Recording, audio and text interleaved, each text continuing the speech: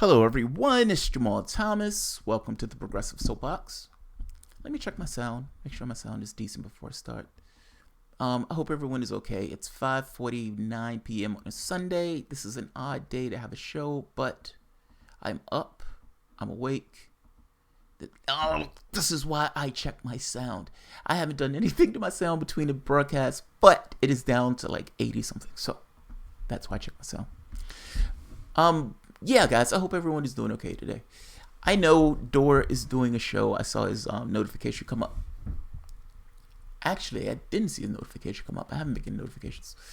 I think it just happened. He was on my front page when I first logged on. But screw it. I'm doing a show anyway. People, whatever of his viewers decide to come here, they can see it afterwards. I saw a poll today. And it was a poll today that made me literally say, you know what, I think I do want to do another video today. There are two that I want to do. One for the OPCW talking about the Russia thing. But this one specifically because I have a thread of thought that I want to take with this. And I want to try to elucidate it. So let's start with this. I want to show a video first. It's 4 minutes. I'm not going to keep this entire thing long. So I'm going to try to be concise when I go about it. But let's start with this. This is the Sanders promotion ad. What does it mean to live a moral life? When we talk about morality and when we talk about justice, we have to understand that there is no justice when so few have so much and so many have so little. There is no justice when the top 1/10 of 1% owns almost as much wealth as the bottom 90%. Millions of people are working long hours for abysmally low wages, working hard, but unable to bring in enough money to adequately feed their kids. There is no justice when the United States of America has the highest rate of childhood poverty of any major country on earth. How can we talk about morality, about justice, when we turn our backs on the children of our country? We have in this country sufficient amounts of money to put more people in jail than any other country on earth. But apparently, we do not have enough money to provide jobs and education to our young people. We are the only major country on earth that does not guarantee health care to all people as a right. All of God's children, the poor, the wretched, they have a right to go to a doctor when they are sick. I want you to think of what this great country can be.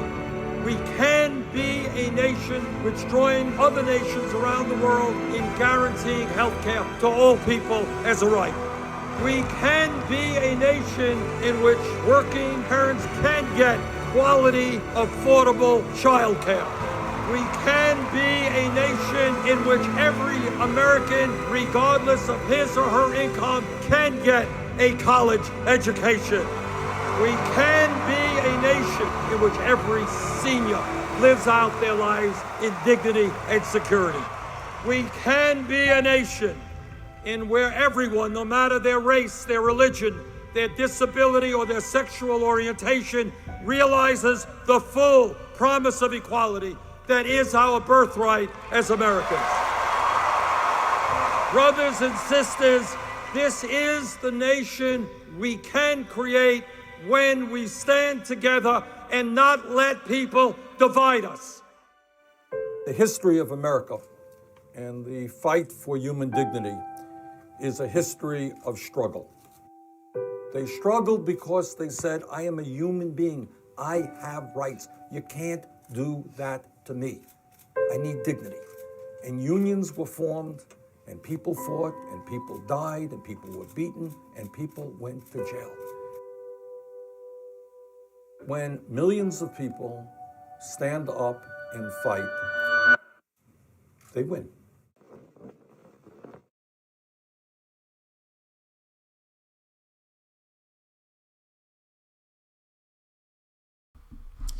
As a lefty, that video hits my heart center. Now, I know I've made arguments saying there's no such thing as morality.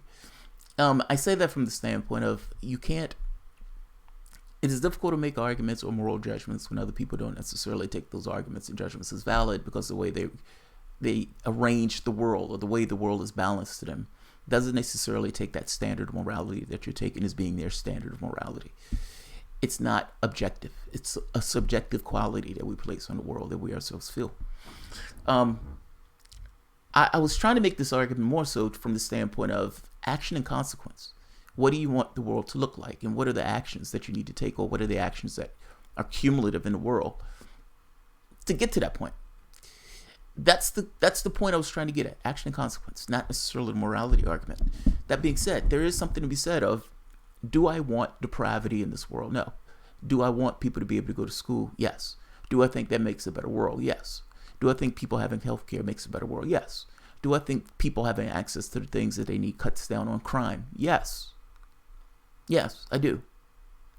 Sanders, in that particular speech, is making this point of, what's the world you want? You can have any world that you want. There is no God above or hell below that's creating this particular world. It's us. We can have the world that we want. This is a thing of choice. We have all the resources. We have the technological acumen to make sure that each person have everything that they need on this planet. Scarcity is a choice at this point. War is a choice. Not having enough is a choice. Those things are choices. Those things are choices. Sanders, in that video, from the standpoint of a lefty, hit on this idea of, look, we don't have to necessarily blame all these others.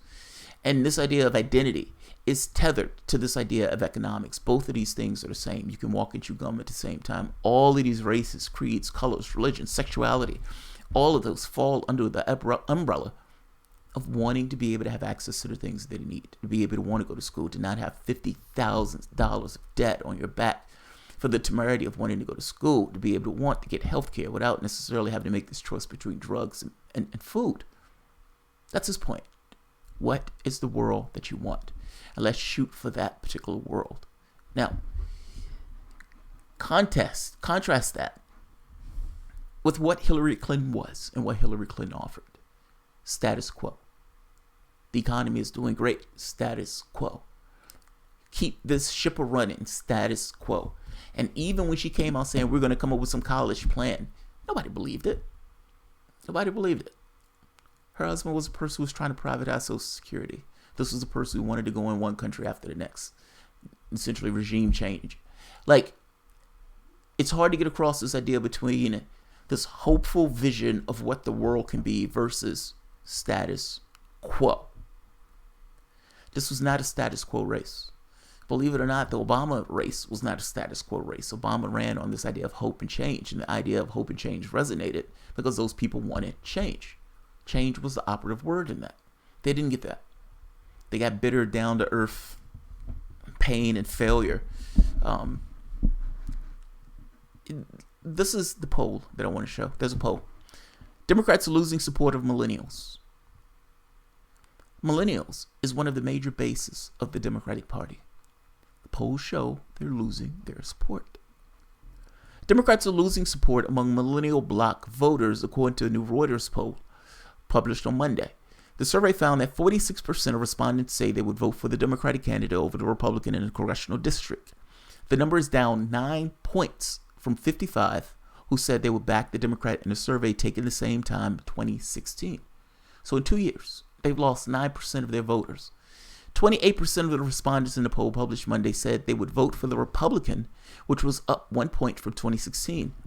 Reuters noted the support for the Democrats is particularly fading among the voter bloc of 18 to 34 age bracket, while 47% of white millennials said they would vote for the Democratic candidate in 2016, over 39% said they would back the Democrat this year. The number was equaled by those who said they would support the GOP candidate. Reuters. Results of the survey came as both parties prepared the midterms election in November, when Republicans would defend the party's majority in both the House and the Senate. The poll was of 16,000 millennials and was conducted online between January and March. What I love about this poll is that those people weren't necessarily going to the Republican Party. Those people left. I'm done. And they didn't necessarily find footing in the Republican Party either. If you noted, people left them, at least from 1%. What I have to say about this is welcome to the revolution. To those people who are in that block who said, I'm done, I'm not getting what I want, these people are bogus, they're not necessarily being real in the way they interact with us, I'm done, welcome to the revolution. One of the reasons that these respondents may feel this particular way, and you can understand the situation that these guys are in, there's pressure on the job market, they're saddled with college loan debt. And one of the most interesting polls that I've seen, millennials blame boomers for ruining their lives. And some of the boomers even agreed with the millennials on this. Have the boomer generation, or baby boomers, made things better or worse for your generation? 51% of millennials say worse. How were they wrong? Think about this for the moment. If you were 18 or 17 years old, you want to go to school. Your teachers, your counselors, everybody in that thing said, you need to get a college education if you want to do something decent in this world. You need to get a college education. You got to get a college education. That's the path to success. That's the path to getting things done. That's the path to be a productive member of the society. You got to get a college education. You said, yes, fine. I want to get a college education. Not just because of them, but because I want to be better, and et cetera, et cetera. You can't afford that. You have $50,000 laying around. So you get loans. And in you getting these loans, you don't necessarily think about the fact that these loans need to be paid back. You think about, I will be able to pay these loans back once I get a particular job, and I can pay these loans back.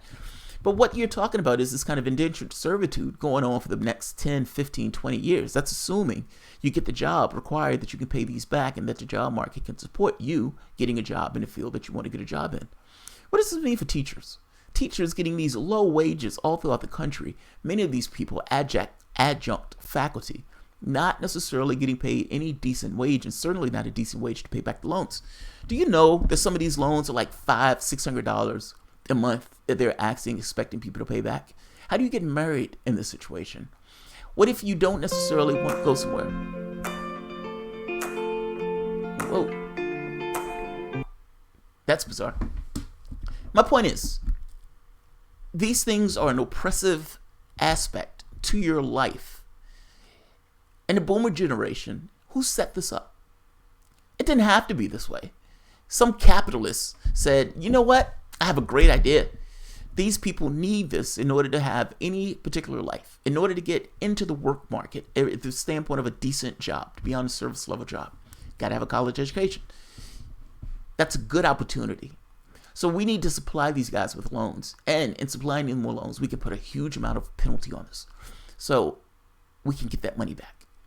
So we can put them in a corner, we can rip their pants down, and we can have a go at them. And we're going to be good capitalists in this. And that's what they did. They became good capitalists at the expense of the young and the kids who want to go to school to make a better life for themselves. If you're asking, did the boomer generation set that up? Clearly, because there was no break in history. And in setting that up, did they need to set it up that way? Clearly not, because there are other countries where you don't necessarily get raped in the same way that you get raped. And then the extra penalty of not being able to file bankruptcy, meaning this debt will be with you for the rest of your life. You will be buried with this particular debt. If you ask them, did the boomer generation make their life? Yes. The answer is worse. The answer is yes. The answer is yes. Between the two candidates, one candidate was talking about this expansive level of change We can change this world. We can make this world something else. This country doesn't have to be this way. You had the other candidate who was status quo 101. Now the question becomes, has there been any significant change in the Democratic Party between that candidate who was status quo 101 versus the other candidate that wasn't? Take a look at this. This was during the election. More young people voted for Bernie Sanders than Trump and Clinton combined by a lot. It's hard to overemphasize how completely and utterly Bernie Sanders dominated the youth vote to this point in the 2016 presidential campaign. While Hillary Clinton dominated him among older voters, he dominated her right back among young voters, even winning more than 80% of the votes in some states with no less than the eventual nominee, and some states against no less than the eventual presidential nominee. But this fact might say it better than any. In 2016 campaign, Sanders won more votes among those under the age of 30 than the two presumptive presidential nominees combined, and it wasn't even close. Look at that. That's what Sanders was getting. He didn't get that because he could sing. He didn't get that because he was a smooth-looking guy. He got that because of what was coming out of his mouth. And what the youth listening to this says, yes, this guy seems real, and we need some significant change. The parties, the Democratic Party, responded to this by lying better, by saying we're completely united, by taking the cloak of what Bernie Sanders was saying and kind of rubbing it on themselves with the idea that it would smooth over their failings and their foibles and their fuck-ups, and then they scream Russia at the top of their lungs. You can imagine that if you run status quo 101 when the public doesn't want that, you can imagine when the millennials went to Sanders by such an overwhelming degree, and that the Democratic Party sees this, understands this, and screams Trump and Russia with hopes that it would completely obfuscate the fact that they're still the same party. That same party that lost 1,100 seats throughout the country, the same party that lost the House, the Senate, the Supreme Court, and lost the presidency to a maniac. Same party. Nothing changed. If nothing changed, and they overwhelmingly was against what was taking place from the standpoint of Clinton and Trump, why on earth would they all of a sudden love the Democratic Party? They don't. You see them fleeing in droves. I say welcome to the revolution. I don't say that to say, I say it, and yeah, it sounds slightly epic, but it's not as epic as it sounds. I don't care whether the people who are fleeing the Democratic Party like this, the millennials, fully understand everything about the political situation. I don't care if they just look at this and say, I don't trust these people, that these are not, they don't necessarily ever get anything done. I don't necessarily know what they stand for. I can look on this video and see this flamboyant hypocrisy in the candidates. I don't know what brings them to this point of saying, I'm done. But the fact that you've gotten to the point of saying, I'm done, means you're one step closer to getting to something real. That's the point. That's the truth. If you were a true blue Democrat, regardless of what took place, then it doesn't really matter. Your vote is taken for granted. They're trying to use this thing of Russia to obfuscate and to hit this kind of populist left. I say again, welcome to the revolution for not buying into that and just automatically going with this reflexive thing of voting for the Democrats because you're trying to go after Trump. Welcome to the revolution. You may not fully understand everything that's taking place, but I think what you do understand is that the Democratic Party is not working in your interests. Republican Party damn sure isn't. But the perspective that the Democratic Party tried to give is that we're somehow less nasty. They're still obsequious to wealth. Do you know right now that they've been going around the country tamping down on certain candidates who are left or populist candidates in order to keep those people or to help their corporatist candidate win? All throughout the United States.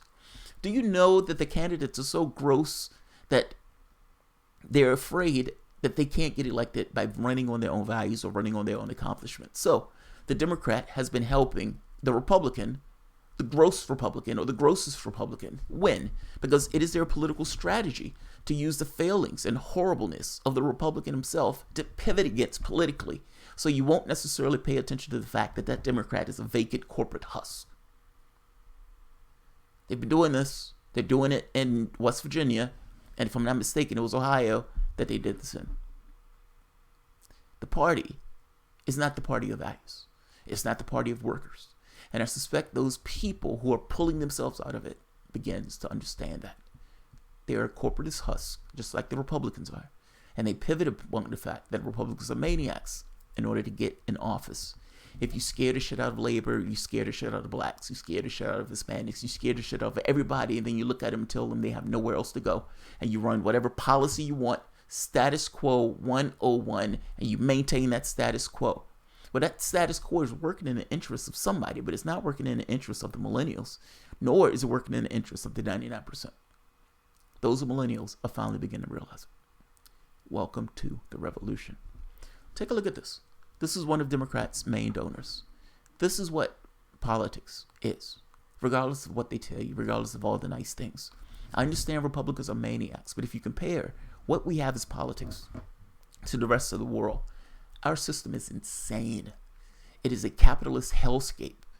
And Democrats, for the most part, are a conservative party in this country that get to mimic as if they're something else because of how rapacious Republicans are.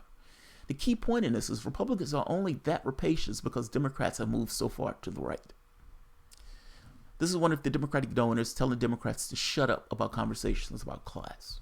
I've shown this video before, but it's always nice to see it again. Is it the right message that the Democrats are going with? It's so effing wrong. Whoa. I've talked to Schumer. I've talked to Wyden. I've talked to Pelosi. And said what? And I said, if you use the term bill again, I'm done. Why? Because it's aspirational. I didn't start with anything. When he's talking about I'm done, he's talking about I'm done giving you money.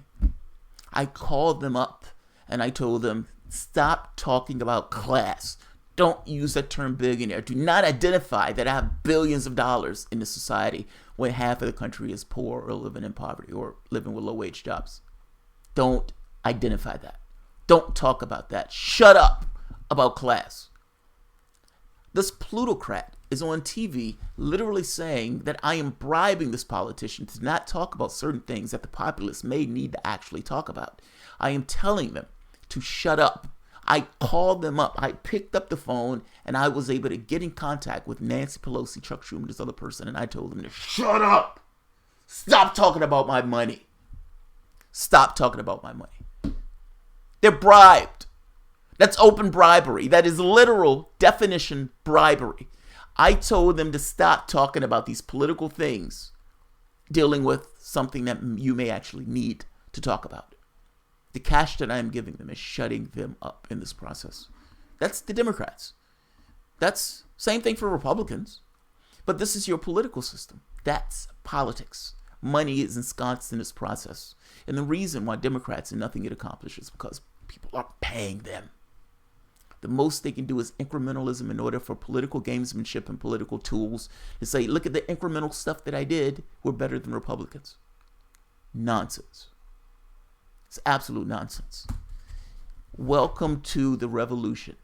At the very least, you realize that these parties are fundamentally the same. They're two wings of ultimately the same party, and they've started this kind of gamesmanship where they've one allowed to pivot against the other because of how bad the other is. You may not know what the next step is, but at the very least, you understand that there is something wrong with the political process the way it is, and that the way to get something accomplished is not to give your energy to it.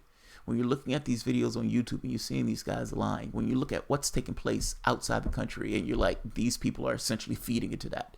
When you realize you have all of this debt on your back, not because you wanted to take that debt, but because you needed an education and you thought that this was a way to do it. And you realize that your country is allowing them to fuck you in this way. Other countries do not have that debt on the backs of their students, nor do you need to have that debt on the back of those students. Education should be something that's the country encourages. The country is better when the people or the populace is educated, especially when you have those particular jobs that can help or deal with those people with that education. Meaning, you have a conduit to use those people with those immaculate educations. Your country should want the countryside to be educated. In our country, we penalize. because we know that the way of getting a decent job is through education. In which case, if you want to come through this door, you're going to give us a lot of money to walk through this door.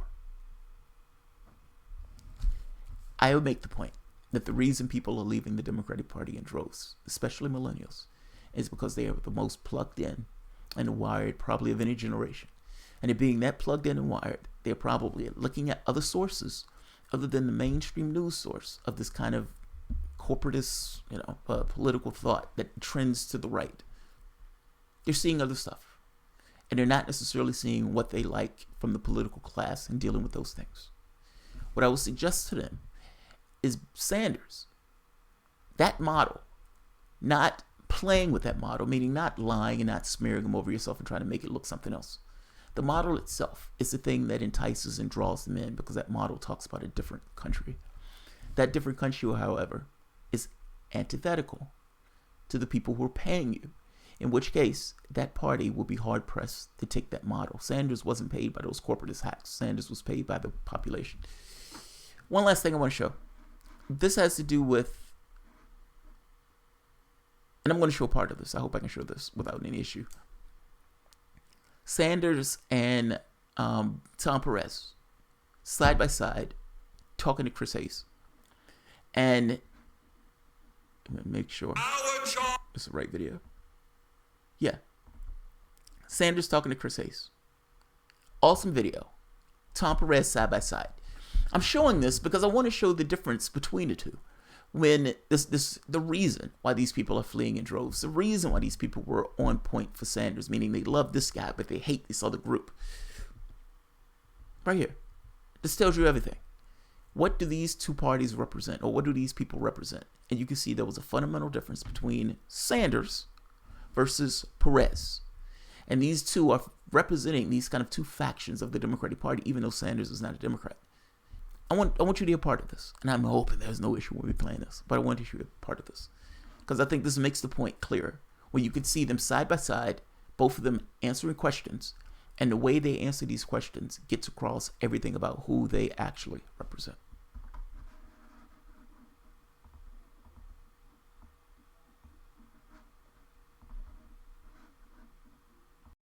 Our job is to bring Tom Perez kicked off a 9-state tour in Maine last night. They join me now from Louisville, Kentucky. It's great to have you both.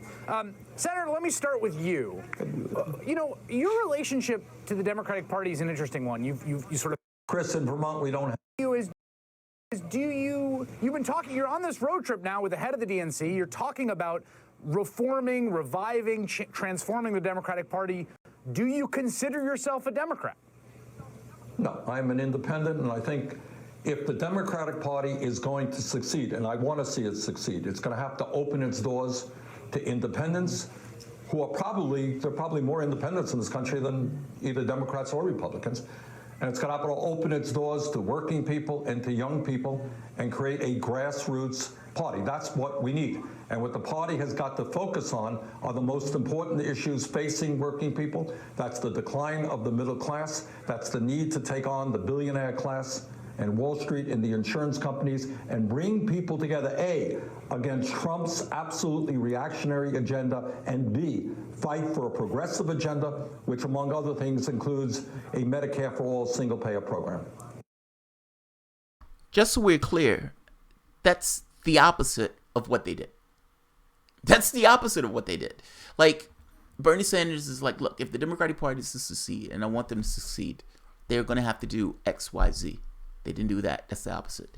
I even showed the article the other day where they were making this point that regardless of what the Democratic Party is saying, these guys are taking massive amounts of money. It was like the party of millionaires and billionaires because Tom Perez essentially was getting all of this donor cash. This idea of using small donations and everything else, they didn't see it as being a reasonable idea, meaning the party was going to continue to be this party of big donors. They did the opposite of what Sanders was talking about. Let's keep going. I don't want to interrupt this too much. There's a very specific part of this video that I want to show. So let's keep going. Make sure I'm still up. Is the DNC on board with Medicare for all single payer, Tom? Well, we want to make sure that health care is a right. It's not a privilege. And that's why we fought for the Affordable Care Act. That's why we want to continue to expand it. We want to make sure that everybody, and the Affordable Care Act has made tremendous progress. We have more work to do. And I think the unity, Chris, that we've shown. Right there. Basic question. Straightforward. And look, I like Chris Hayes in this interview. Chris Hayes actually did a really good interview. And he's asking basic questions. Bernie Sanders is saying, the guy who got 80%, like overwhelming amounts of the youth vote, way more than both Clinton and Trump together. The youth vote, fleeing Democratic Party in droves. The guy who actually pulled in the youth vote like nobody's business is saying this is what the Democratic Party needs to do. And the Democratic Party doesn't do that. And the youth vote flees. We're leaving this burning boat. He asked Tom Perez, are you for Medicare for all? We think it's a universal right. Yeah. That's not what we asked you. Are you for Medicare for all? Yes or no? Then he immediately pivots to something else because this is not the conversation he wants to talk about. Now he wants to talk about how united Bernie Sanders and they are, even though they're having a uni tour because 15 million people left the party. This is kind of what I'm getting at. This is sleazy and gross, and Tom Perez is a fucking liar. They're not united if you have 15 million people. I would say his idea of unity, it's stretched and warped, and at the very least it should give you some idea on what he thinks of other things. You believing healthcare should be a universal right sounds nice, but we're asking you within regards to the policy of getting to that point. Your beliefs, you can believe in ponies, I don't care. I'm talking about the politics of it. Chris Hayes asked you a very specific question. You didn't answer that question. I would say your non-answer is the answer to that question, meaning the answer is no. Now, let him pivot. He's going to pivot. In the wants to recent rub efforts himself in by Sanders. Trump to repeal the Affordable Care Act have been an energizing force for Democrats, independents, others who share the values of inclusion and opportunity. And health care is absolutely a right in this country, or should be. It shouldn't be a privilege. And obviously we believe that as Democrats. Republicans don't appear to believe that. It's interesting you mentioned that because the AHCA fight was very unifying. And as I sort of served. No, Chris. No. You just fucked up. You asked him a question. Is healthcare, do you believe that there should be single payer? He dodged your question. He did not answer your question. The very next thing that should have came out of you, Chris Hayes, was, wait a minute, I understand that you believe healthcare is a right, but are you for the affordable care, the Medicare for all? Meaning, I understand that you believe that this is a right in this esoteric way. I'm trying to bring this down to earth from the standpoint of the legislation that would allow this to take place. Do you believe Medicare for all? Yes or no? Don't let him get away from that point. You don't want to give this impression that he actually believes something that he doesn't particularly believe. Your audience may not necessarily catch on this thing of, wait a minute, he just dodged that question. Let's keep going. This is a Democratic channel, so I don't know why to expect anything else. Surveyed the political landscape. You had everyone from sort of real lefties, avowed socialists and folks who were fighting in that fight, people all the way much more towards the center. That whole spectrum was engaged in that fight. And Tom, I saw you speak last night in Maine, I believe it was, and you're talking to people in a lot of cases who there's a significant part of the party that feels like you were a stalking horse for the establishment, that you're there to sort of put down the Bernie Sanders wing of the party. You represent the one faction in this battle. People booed you. What is your message to those folks who are skeptical, particularly of you and what your leadership represents there? Well, I thought we had a very good day yesterday, Chris. And the reason we have a good day is we have shared values. We all believe that America works best when everyone has a chance to succeed, when we have shared prosperity, not just prosperity for. I don't mean to interrupt in this video, but this video is aggravating the shit out of me. It's actually angering me watching this video. This video took place back in I forget when, but it was maybe a year ago. Tom Perez talked to Bill Clinton. Bill Clinton told Tom Perez, this is in the book, the guy who wrote Shattered, the author, he wrote an addendum. Tom Perez was told by Bill Clinton to not let the Bernie Sanders wing essentially take the party. Don't let the grassroots portion take the party. Don't let lefties and progressives in. Don't let them in. Bar the door. Keep them out. And Tom Perez, listening to what Bill Clinton said, goes on this thing of purging Sanders voters. The Democratic Party, DCCC, takes on a pattern of going throughout the nation, smashing down progressives to try to prevent them from getting into the Democratic Party. Bar the door. We want their votes. We don't necessarily want them being a part of the process. That's true. So what Chris Hayes asked him was true. He was a stalking horse. He was the person who was supposed to bar the door and keep out lefties. That was his job. That's why he got in under these dubious circumstances in that vote where once again they broke their own bylaws in order to get him into that office. Now, do millennials know all that? Probably not. Do they feel it? Yes, they feel it. They feel it. They may not know it, but a damn sure feel it. At least the 9% that are leaving the party. Let's keep going. This is a sleazy interview by Tom Perez. He's absolutely a gross human being. For a few. I believe that anyone who works a full-time job should make a livable wage and live a middle-class life. That's.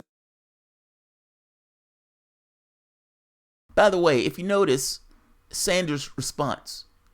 Sanders had an automatic response when that question was asked, and the way Tom Perez answered that question. He grabbed his chin, somewhat of a tell, somebody touching their face when something's going on that they don't particularly like. He doesn't like what Tom Perez is saying here. And he's standing beside this guy who we know is a hack and is in this kind of corporatist hack. And he's like, fuck, I'm standing beside this guy. And he's answering these questions in ways that are going to piss people off and that I don't even particularly like.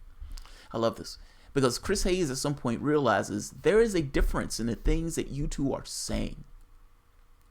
And that difference is kind of what I want to get at from the standpoint of the youth. Let's let him play it because I want him to get to it. That's what the Democratic Party believes. We believe in access to higher education. Those are our values. And when we put those values into action, that's access. $70,000, $100,000 on your head. You say I had access. You just have $100,000 to show for it. Let's keep going. When we do well as Democrats. Senator Sanders, here's where I think the rubber hits the road on this, right? So the idea of sort of opportunity is great and these sort of core economic messages. But part of what worked for Trump, and he's in Kenosha today, is a place we did a town hall. I was there with you, Senator. But, part of what worked there was something much more hard-edged, right? It was a much more populist rhetoric about people are screwing you, and I'm going to bring back jobs to this country, right? And he's there doing this buy American, hire American. That is a more pointed message, and it worked with people. And my question is, Senator, to you, what is the pointed response to that? Well, what I think, Chris, is that people understand that there is a reason why the middle class is shrinking and why we have 43 million people living in poverty. And why, at the same time, the wealthiest people in this country are doing phenomenally well. In the last 17 years, we've seen an explosion, 10 times increase in the number of billionaires. And what the American people understand that we can't bring about the changes that we want. Healthcare for all, making public colleges and universities tuition free, transforming our energy system away from fossil fuel, unless we have the guts to point the finger at the ruling class of this country, right, the billionaire class, and Wall Street, and say, you know what? Your greed is destroying this country. And you know what? We're going to take you on. And I think when you make that statement, a lot of people start nodding their heads and they say, yeah, that's what we got to do. This is what's key to me. And Tom, I want to hear you talk about this because when you talk about this, there's a bad guy there. There's a villain in the story. There are people that are doing wrong by the American people. Donald Trump has a story where he's got villains as well, and they're different folks. Sometimes they're corporations, mostly they're immigrants and other people. Do you see the world that way, Tom? Is that the Democratic message? Do you think it's important, as the senator sitting next to you just said, to say the ruling class, his words, of this country, are basically screwing average folks? I'm going to stop this just for one moment. Bernie Sanders made a very specific point. The ruling class in this country. He's like, I thought he was going to say bourgeois. I mean, that's where he was. He was in his full mode. And right here, what is Tom Perez going to say? He has Democratic backers. He needs Democratic cash. You have people saying if you use the term billionaire and plutocrat, you're not going to get any more Democratic money. The Democratic Party is already starved for cash. It was so starved for cash that Hillary Clinton was able to use her talents to climb upon it and essentially use it as a vehicle to get elected or get through the primaries. What is Tom Perez going to say? What do you think Tom Perez is going to say? And do you believe this message is going to be conducive to millennials at all? Bernie Sanders is making a very specific point. The billionaires are on our backs. He just put in an employee-free job thing, employee job guarantee, federal job guarantee. That's one of the plans that he's pushing. If you're talking about getting a job, he's talking about ways of making sure people get their job in concrete terms on how to do it. And yes, it can be paid for. It's $300 billion. We have a $700 trillion military budget. Cut the military budget and have put part of it in it. No, they're not going to do it that way, but we own our own currency. We can do whatever we want. We can do whatever we want. If we want to pay for it, we can pay for it. He's being specific. He's giving policy. This is how we accomplish the things that we're saying we want to accomplish. Tom Perez is giving platitudes and talking about his goddamn values, and nobody knows what those are. Listen to his answer. He's pointing to a billionaire, Tom. He's talking about a ruling class. Do you see the world in those terms? Do you think that there's a bad guy? Do you think that there's people out there who's advantaging themselves at the expense of others? Well, listen, when we put hope on the ballot, Chris, we win. When we allow our opponents to put fear on the ballot, we don't do so well. I believe that an economy has to work for everyone to be... Hillary Clinton, no, this is my point. Hillary Clinton ran on hope. She ran on hope. It was a very hopeful message. And the point is, do you have to name the enemy? That's my question. Do you have to say, these are the people that are screwing you? Well, listen, I think you're creating a false choice, Chris. What we have to do as Democrats is to articulate very clearly that Donald Trump's vision for America is a vision for the top 1% of the 1%. He's uttering nonsense. Both of them. Chris Hayes is uttering nonsense. Hillary Clinton didn't run on a hopeful campaign. When you look at the majority of the ads that Hillary Clinton ran, the overwhelming share, they did analysis on this. We're attacking Trump. That's not hope. That's the opposite of hope. That's scorched earth. He's going to eat your babies, kick your puppies. He's coordinating with the Russians to destroy the United States government. That was her campaign. That's the campaign she ran. Be afraid. Be very afraid. I'm Hillary Clinton. I'm here to save your life. Tom Perez's response is, I think you're making a false dichotomy. Bernie Sanders is being very specific in what he's saying. Look, what I'm saying here is, this is not a rah-rah Sanders. This is at least not the point of it. I'm trying to make this point of showing you have a faction that is supposed to be the Democratic wheelhouse peeling off in droves. The person who was able to get that faction was Sanders. And I'm saying the reason why he was able to get that faction is such an overwhelming majority, more than Hillary Clinton and Trump combined in spades. So what is it even close? The reason he was able to get that was because of the vision of the world that he was espousing. This is what the world can be versus this is what the world is. The Democratic Party is status quo, and the only thing they've talked about was Russia to obfuscate from their own failures. That's the truth of the matter. That's why they're losing those people. Those people realize there's nothing for me here.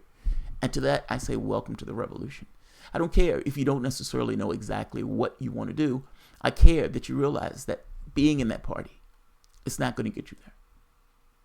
That's what I care about. So, I will put all of these videos at the bottom for you guys to see. This has went extraordinarily longer than I wanted to, but I hope it made my point. So, all right, guys, I'm going to end it here. Oh, I do have some people here. All right. Tom Perez is a shady connection to Obama and through Obama to the 1%, Stephen Benson. It's not even a shady connection, man. It's an open connection. Obama called Tom Perez. He was calling around trying to get Tom Perez to take the job.